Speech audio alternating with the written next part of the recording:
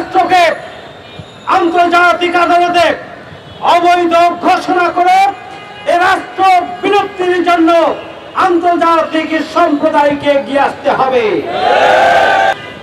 মধ্যপ্রাচ্যের বিস্ফোরা, মধ্যপ্রাচ্যের ক্যান্সার, ইহুদিবাদী জায়নবাদী গোষ্ঠীর সেই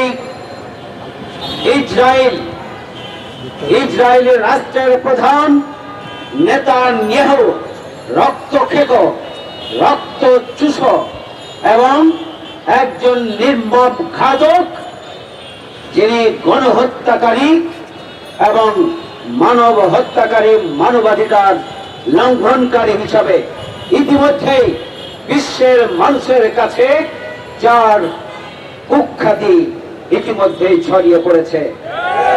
সেই নেতানিয়াহু যুদ্ধবিরতিতে সম্মত হয়েছিলেন। ফিলিস্তিনিদের সাথে ইসরায়েলের যুদ্ধবিরতি হয়েছিল। শান্তিকালীন সময়ে যুদ্ধবিরতি লঙ্ঘন করে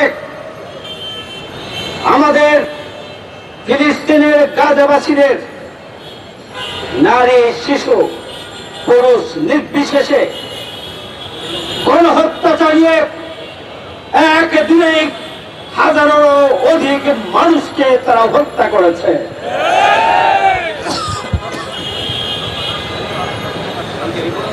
সংগ্রামী ভাই বন্ধুগণ, এই যুদ্ধাপরাধী, গণহত্যাকারী নেতানিয়াহুকে অবিলম্বে আন্তর্জাতিক আদালতের মাধ্যমে গ্রেপ্তারি পরোয়ানা জারি করে তাকে গ্রেপ্তার করতে হবে। অবৈধ রাষ্ট্র ইসরায়েলি রাষ্ট্রকে আন্তর্জাতিক আদালতে অবৈধ ঘোষণা করে এ রাষ্ট্র বিলুপ্তির জন্য আন্তর্জাতিক সম্প্রদায়কে এগিয়ে আসতে হবে। আমরা বিশ্ব মুসলিম উম্মার নেতৃবৃন্দের প্রতি আহ্বান জানাতে চাই, আপনারা সোচ্চার হন।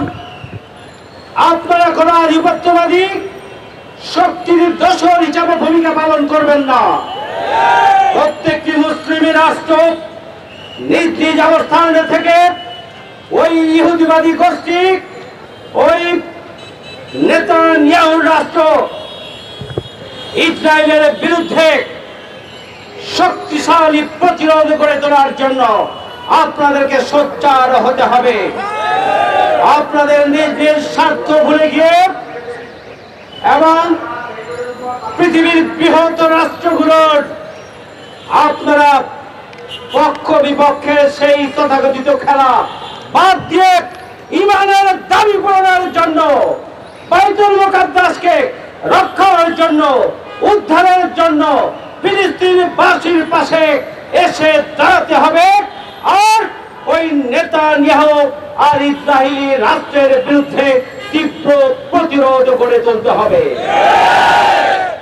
আমি বিশ্ব সম্প্রদায়ের প্রতি অনুরোধ জানাতে চাই, এদের প্রতি রাষ্ট্রগুলোর অর্থনৈতিক অবরোধ চালু করা দরকার। আমরা আহ্বান জানাতে চাই, তাদের ইসরায়েলি পণ্য বর্জন করা উচিত গোটা বিশ্বের সমস্ত মুসলমানদের এবং বিবেকবান মানুষদের। আমরা আহ্বান জানাতে চাই, দেশে দেশে মুসলিম জনতা বিক্ষোভ এবং মিছিল মিটিংয়ের মাধ্যমে গোটা পৃথিবীর মানুষের কাছে গাজাবাসীর পক্ষে দাঁড়ানোর জন্য আহ্বান জানানো দরকার।